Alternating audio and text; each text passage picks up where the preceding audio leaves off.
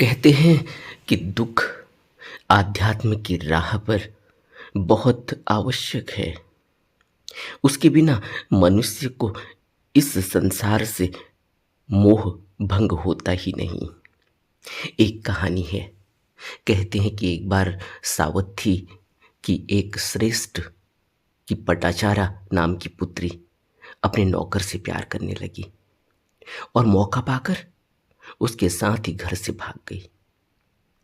उसके 2 बच्चे हुए और वक्त बदला, उसके पति का निधन हो गया और उसके दुख का पहाड़ तब उसके ऊपर टूट गया जब एक एक करके उसके दोनों पुत्र भी मर गए।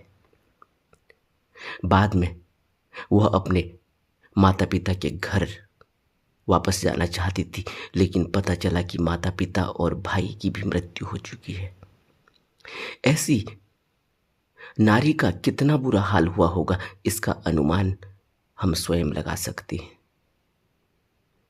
और बाद में इस हाल में भी समाज छोड़ता नहीं है। कुछ मनचले लोग उससे मन बहलाने लगे। कोई उसके बाल खींचता, कोई उसकी खाल खींचता, कोई उसको पत्थर मारता।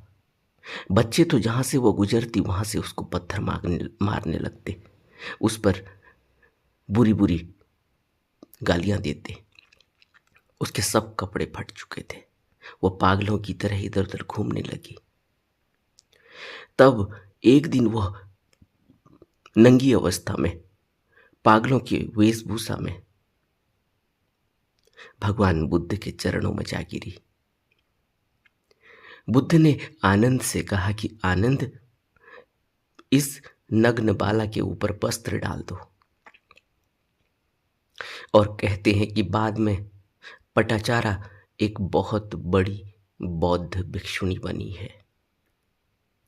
तो दुख कई बार मनुष्य को इस भवबंधन से आजाद कराने के लिए होता है। उसको गुरु तक पहुंचा देता है, उसको आध्यात्म की खोज की तरफ लगा देता है। आध्यात्म की खोज की तरफ जो रास्ता जाता है, उस रास्ते पर कई बार और अक्सर ही दुख साथी होता है। दुख एक नींव के पत्थर का काम करता है।